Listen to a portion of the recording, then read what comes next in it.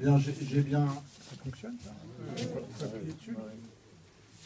J'ai bien écouté. Oui, ça fonctionne. Ça fonctionne. J'ai bien écouté. Bon, c'est très très intéressant. Et bon, il faut quand même, au départ, dire que les éoliennes, c'est une monumentale escroquerie. À tout point de vue, puisque c'est nul en production de CO2, c'est une catastrophe. Puisqu'il faut savoir que c'est du béton, que pour ancrer une éolienne de 200 mètres, comme ça a été évoqué, il faut 30 000 tonnes de béton. Et le béton, il faut chauffer, enfin bon, etc. En plus, ces éoliennes ne vivraient pas s'il n'y avait pas des subventions au départ pour les installer. Sans subvention, on ne les monte pas. Et puis un petit détail à propos du travail, concernant les éoliennes, pourquoi ça ne produit pas de travail, d'emploi aux petits Français? C'est parce que les éoliennes, on les achète toutes à l'étranger, sont fabriquées en Hollande, en Allemagne, etc. Il n'y a pas une boîte en France qui fabrique des éoliennes. Bon, il faut le savoir. Donc ça veut dire après transport extrêmement important, etc. etc. Maintenant, moi, je vais aborder le problème d'une autre manière, ça c'est mon point de vue. J'ai eu l'occasion de me battre pour les Élancours avec Bertrand à propos d'Élancourt-le-Sec, combat qu'on a réussi à gagner, heureusement, enfin, en espérant que ça ne me revienne pas dans les dents. Et moi, je voudrais savoir, par exemple, on a vu toute cette quantité d'éoliennes dans les Hauts-de-France.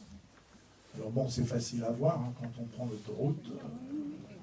Quelques autoroutes qu'on prenne d'ailleurs, c'est quand même d'une richesse, ça fleurit, on pourrait presque dire.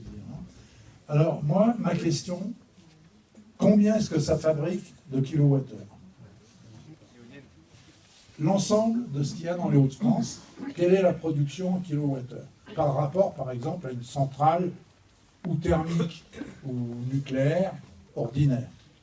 Alors, j'ai les chiffres exacts. On a, vous savez, s'il y a autant d'éoliennes, c'est aussi parce que nous avions des exigences qui avaient été imposées par l'État, par un certain nombre de lois, et notamment la loi sur la transition énergétique qui a été votée en 2010. Et donc, nous, ensuite, on a voté en 2012. On n'était pas, à cette époque-là, malheureusement, aux commandes à la région, mais on a voté un schéma en 2012 qui en fait, fixait des objectifs très clairs.